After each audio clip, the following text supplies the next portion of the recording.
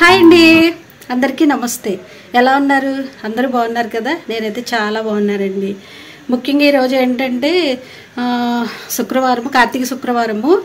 తెల్లవారుజాని దీపం పెట్టుకుని తులసమ్మ దగ్గర అది పెట్టేసుకుని ఇంట్లో పెట్టేసుకుని ఈరోజు ఏంటంటే అండి, కార్తీక మాసంలో దుర్గమ్మ తల్లి దగ్గర రాహుకాల దీపాలు పెట్టుకోవడం అన్నది ఒక విశేషం కదా అని చెప్పేసి నేను ఎప్పుడు పెడుతూ ఉంటాను. కానీ మళ్ళీ ఈరోజు వెళ్తున్నాను అనమాట.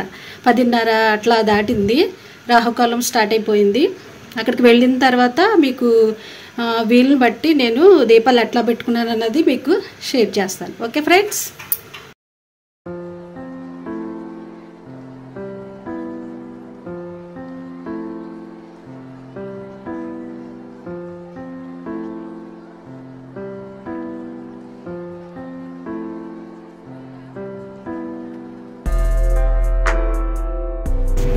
హాయ్ ఫ్రెండ్స్, ఇదిగోండి గుడికి వచ్చాను. 10:30 దాటేసింది. రాహుకాల దీపం పెట్టుకున్నాను. ఎట్లా ఉందో చూడండి. అమ్మవారిని చూపిస్తాను చూడండి. ఫస్ట్గా ముందుగా అమ్మవారికి ఇలా దీపం పెట్టుకోవాలి. మా వారు ఒకటి, నేను ఒకటి ఇలా నిమ్మ డప్పులతో పెట్టుకుని ముందు అమ్మవారిని దర్శించుకున్నాము. నైవేద్యంగా పులిహోర తీసుకొచ్చానండి. తర్వాత రాహుకాల దీపం 10:30 దాటిన తర్వాత ఇట్లా పెట్టుకోవాలన్నమాట. చూడండి ఎంత బాగుందో. అమ్మవారికి హారతి ఇచ్చిన తర్వాత పులిహోర తీసుకొచ్చాను అమ్మవారికి.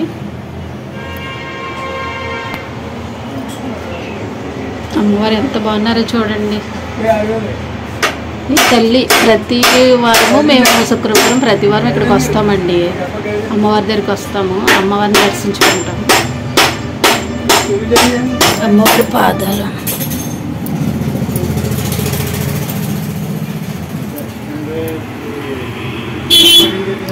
ఇదండి. ఈ రాహుకాల దీపాన్ని మీరు కూడా పెట్టుకుంటే చాలా మంచిది.